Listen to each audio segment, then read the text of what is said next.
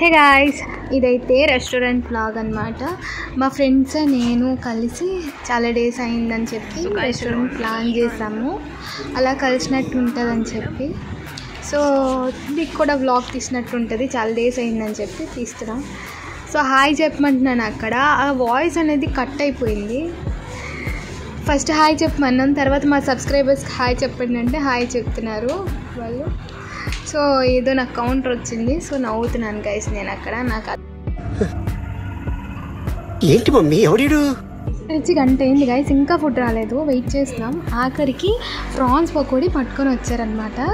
So మా వాళ్ళు ఆగలేక ఇంకా సర్వ్ చేయకముందే తినేస్తున్నారు. ఇవే తగ్గించుకుంటే మంచిది. నేను వేరే అమ్మాయి మాత్రం స్నాప్స్ తీసుకుంటున్నాం. 1 hour వెయిట్ చేసిన తర్వాత చికెన్ లాలీపాప్ వచ్చింది. సో దాని టేస్ట్ అయితే ఎలా ఎక్స్ప్రెషన్ ఇస్తానో మీరే చూడండి. అలా ఉంది గైస్. ఇదేదో తేడాగుందన్నో. అలా 1/2 hour వెయిట్ చేసాక ఫిష్ మంచూరియా అయితే వచ్చింది. దాని టేస్ట్ అనేలా అస్సలు లేదు. సో మా ఫ్రెండ్స్ అయితే నవ్వుతున్నారు. డ్రాగన్ చికెన్ అంట, అస్సలు డ్రాగన్ చికెన్లా లేదు. After 3 hours later mutton biryani అయితే వచ్చింది. సో తింటున్నాం అనమాట. తిన్నాక మా వాళ్ళు రివ్యూ చెప్తారు, వెయిట్ చేయండి.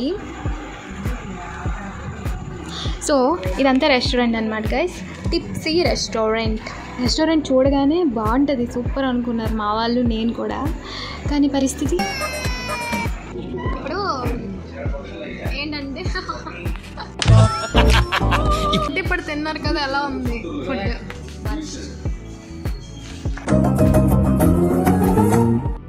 అలా ఒక్కొక్కరు ఎక్స్ప్రెషన్స్ చూస్తూ మీకు అర్థమైపోతుంది guys. So guys, the worst experience. Food అయితే అస్సలు బాగాలేదు, సర్వీస్ కూడా బాగాలేదు.